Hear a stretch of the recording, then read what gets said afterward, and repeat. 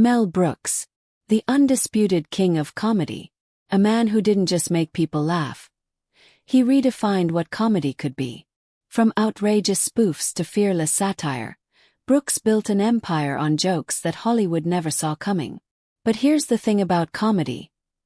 It doesn't always come easy. For every laugh there's a groan. For every friend there's an enemy. And for a man as sharp, bold, and brutally honest as Mel Brooks, there were actors who didn't just rub him the wrong way. They became the five faces of Hollywood he supposedly hated the most. Think about it. Brooks could make fun of dictators, mock cowboys, and even turn Frankenstein into a joke, but these five actors? They were the ones who made him roll his eyes, shake his head, and maybe even slam a door or two. They say laughter is the best medicine, but for Mel Brooks, these five stars were more like a stubborn headache that just wouldn't go away. And today, we're pulling back the curtain. From martial arts icons with egos too big to fit on set, to Hollywood divas who made enemies faster than box office hits, to legends who fell from grace. These are the five actors Mel Brooks hated most in Hollywood. Stay tuned, because what you're about to discover will forever change how you see some of Hollywood's biggest names. First up, Steven Seagal. Once hailed as a martial arts master and the next great action hero of Hollywood, Seagal carved his way into the spotlight with tough guy roles, a stone-cold stare, and an aura of invincibility. On screen he was unstoppable, but behind the camera, he became one of Hollywood's most polarizing figures, a man whose ego, controversies, and scandals made him impossible to ignore. Seagal's rise in the late 1980s and early 1990s seemed unstoppable. Movies like Above the Law, Hard to Kill, and Under Siege turned him into a global star. Audiences loved the image. The calm, untouchable fighter who never broke a sweat. But as quickly as his star rose, the cracks began to show. Stories began surfacing from film sets. Stories of a man who was notoriously difficult to work with. Directors complained of his arrogance. Crew members spoke about how he treated people poorly. And fellow actors whispered about on-set meltdowns and ego clashes that dragged productions into chaos. Then came the bigger controversies. Seagal has faced multiple allegations of sexual misconduct and harassment, with accusations stretching over decades. These weren't isolated stories. They became part of his public reputation, leaving a cloud over his career. On top of that, Seagal seemed to revel in building myths about himself, claiming CIA connections, stories of undercover missions, and tales of saving the world that sounded more like movie scripts than real life. To many, it looked like Seagal was living in his own action fantasy. And this is where Mel Brooks would have drawn the line. Brooks, a man who made his fortune ridiculing power, mocking egos, and finding humor in the absurd, couldn't stand actors who took themselves too seriously. For Brooks, comedy was about deflating arrogance. It was about reminding the world not to worship false heroes. Seagal, however, was the exact opposite. He was humorless, wrapped in his own myth, a man who treated life like a movie where he was always the untouchable star. Brooks loved parody, but Seagal's ego was already a parody of itself. Imagine Brooks, who once made Adolf Hitler a laughingstock in The Producers, trying to crack a joke at Seagal's expense. Seagal wouldn't laugh. He wouldn't even smirk. He'd likely walk out of the room convinced he had just survived another attack on his honor. That's the problem. You can't tell jokes to a man who thinks he's saving the world every Tuesday. Comedy thrives on humility, but Seagal's entire persona was built on being untouchable. And to a comedian like Mel Brooks, who believed that the world's greatest defense was to laugh at its absurdities, Steven Seagal was the ultimate headache. For Brooks, the unforgivable sin wasn't just the scandals, the lawsuits, or the arrogance. It was that Seagal forgot how to laugh at himself. And in Brooks' world, that made him the martial arts menace. If Steven Seagal was the action hero who took himself too seriously, Kristen Stewart became the actress accused of not taking herself seriously enough. Her breakout role as Bella Swan in the Twilight saga made her a global superstar overnight. Millions of fans adored her, while millions more rolled their eyes. The franchise became a cultural phenomenon, But it also sparked one of the harshest backlashes in modern Hollywood. And at the center of it all stood Stewart, caught in the storm. From the very beginning, critics and audiences complained about her acting style. Stewart was accused of delivering lines with a blank stare, stiff posture, and little emotional range. The Bella Swan face, that constant half-open mouth and unchanging expression, became a running joke on the internet. Memes exploded, late-night comedians parodied her, and critics sharpened their knives. For some, Kristen Stewart became the poster child of emotionless acting. And this is exactly where Mel Brooks would have lost his patience. Brooks adored expressive performers. His comedy thrived on exaggeration, actors who could stretch their faces into rubber, who could scream, laugh, cry, and twist themselves into absurdity all in one scene. Think of Gene Wilder's wide-eyed madness in Young Frankenstein, or Madeline Kahn's fiery bursts of emotion in Blazing Saddles. These weren't subtle performances. They were bold, explosive, alive. Kristen Stewart, on the other hand, built a reputation on understatement. For Brooks, understatement wasn't just the opposite of comedy, it was the death of it. Comedy is about exaggeration, Brooks once said. If it's not too much, it's not enough. By that logic, Stewart's acting was not enough. It was practically subtraction. And then came the scandal that damaged her image further. In 2012, while still riding the Twilight wave, Stewart was caught in a cheating scandal with her Snow White and the Huntsman director. The story exploded across tabloids. Stewart issued a public apology, fans turned on her, and her once squeaky clean reputation took a major hit. For Brooks, who built his career on poking fun at Hollywood's hypocrisies, this kind of drama would have been more fuel for his dislike. Imagine Brooks watching Stewart in Twilight, a vampire romance filled with tortured stares and whispered lines. To him, it would have felt like an unintentional parody, a performance so flat it begged for a punchline. Even Frankenstein's monster had more facial expressions. That's the core of it. Brooks needed his actors to push boundaries, to go bigger, louder, and wilder than the audience expected. Stewart went smaller, quieter, and more withdrawn. And in the exaggerated world of Mel Brooks, that kind of performance wasn't just boring, it was the ultimate shadow. Kristen Stewart's career eventually evolved, and she went on to earn critical respect in indie films and even an Academy Award nomination. But for a comedian like Mel Brooks, the Twilight years would have been impossible to forgive. She wasn't just the star of a divisive franchise. She was the face of an acting style that mocked everything Brooks stood for. And that's why, in the legend of Mel Brooks' Most Hated, Kristen Stewart earns her place as the Twilight shadow. Few figures in entertainment embodied larger than life, quite like Hulk Hogan. With his towering frame, handlebar mustache, and booming catchphrases, Hogan wasn't just a wrestler. He was a cultural phenomenon.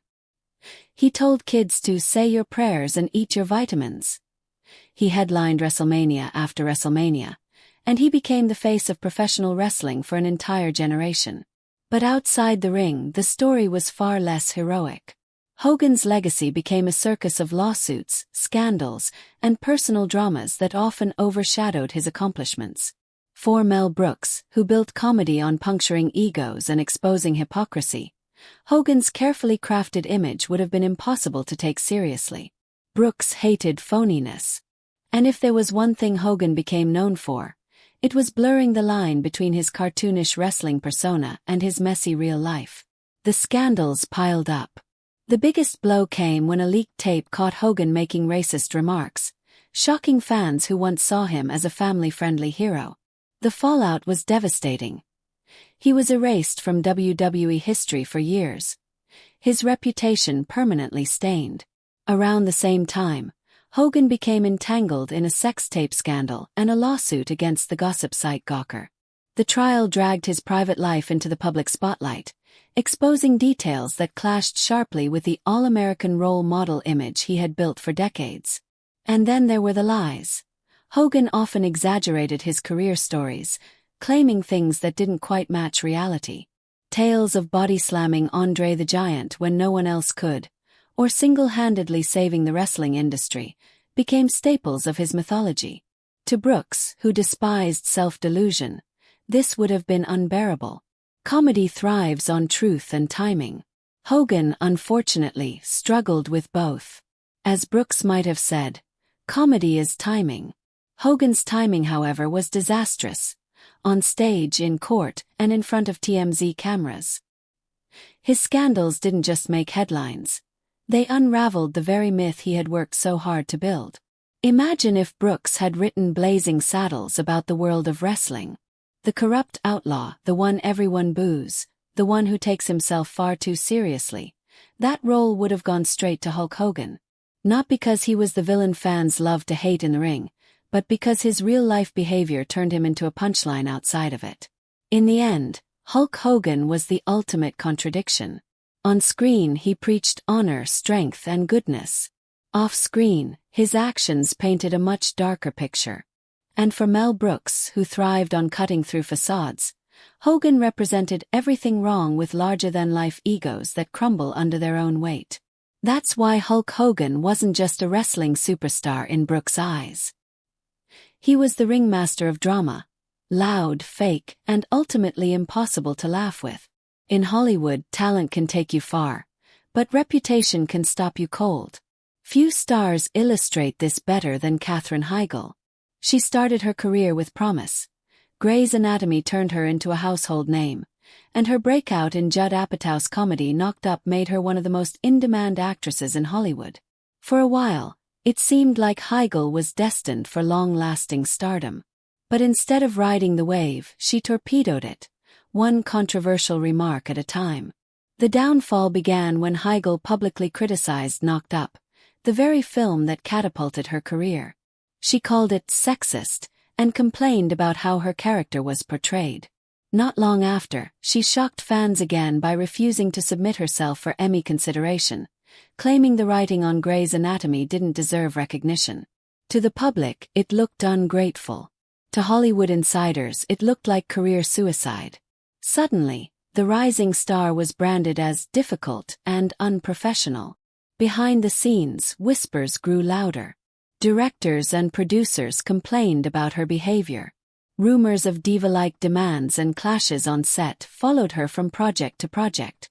What should have been a glittering A-list career quickly dimmed, with studios deciding she wasn't worth the headache. For Mel Brooks, this kind of behavior would have been intolerable. Brooks adored loyalty in collaborators.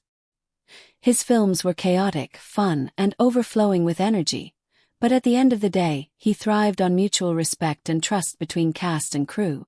Katherine Heigl, on the other hand, seemed to burn bridges as quickly as she built them. Brooks loved comedy that embraced chaos, but it was always chaos with purpose. Wild, funny, creative. Heigl was chaos without the fun. She didn't just criticize scripts. She humiliated the very people who gave her opportunities. In Brooks' world, that wasn't just bad form. It was the ultimate betrayal. And let's be honest, if Brooks ever made the mistake of casting her, he wouldn't need to write a new script. The drama behind the scenes would have been enough to fuel a sequel. It wouldn't be Young Frankenstein or the producers. It would have been High Anxiety too. The actress strikes back. In the end, Katherine Heigl wasn't destroyed by lack of talent. She was destroyed by her own words. Hollywood is a town built on relationships, and once you're labeled as ungrateful, the doors slam shut fast. For Brooks, who valued loyalty above all else, she would have been the very definition of a collaborator to avoid. Katherine Heigl's story is a reminder that in comedy, timing is everything.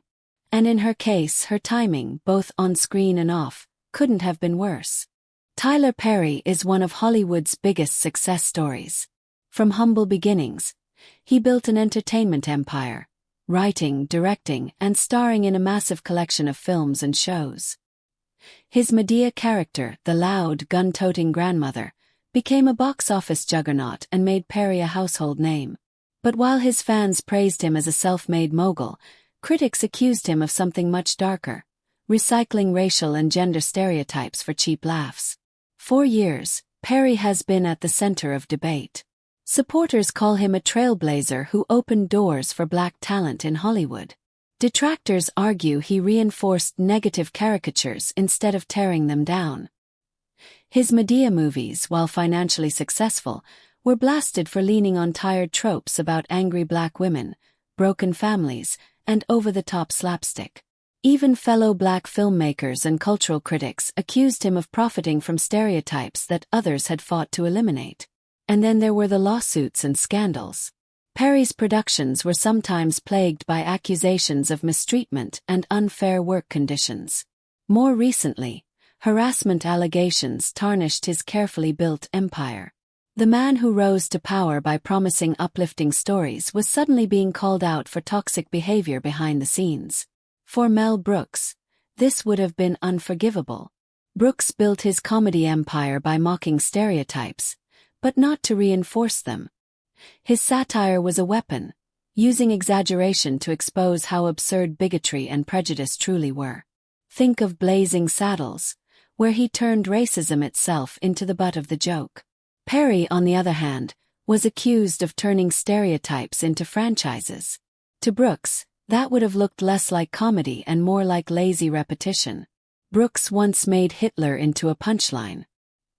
He believed no figure, no stereotype, no villain was too sacred to be ridiculed, so long as the ridicule stripped away their power. Perry, however, gave stereotypes a second life, selling them to audiences who laughed not at the prejudice, but with it. The two men couldn't have been further apart in philosophy. And let's be real, if Mel Brooks ever sat down to watch Medea Goes to Jail or Medea's Family Reunion, he'd probably roll his eyes and say, "I already did this joke in 1974, and it was called Blazing Saddles." For Brooks, Perry wouldn't just be a filmmaker to dislike. He'd be the ultimate disappointment, someone with the talent and resources to do great satire, but who chose the easy road instead.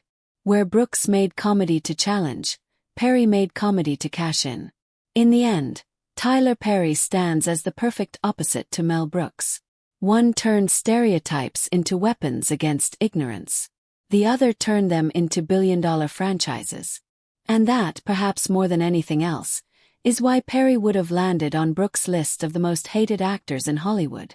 In the end, Mel Brooks' supposed list of most hated actors isn't really about personal grudges.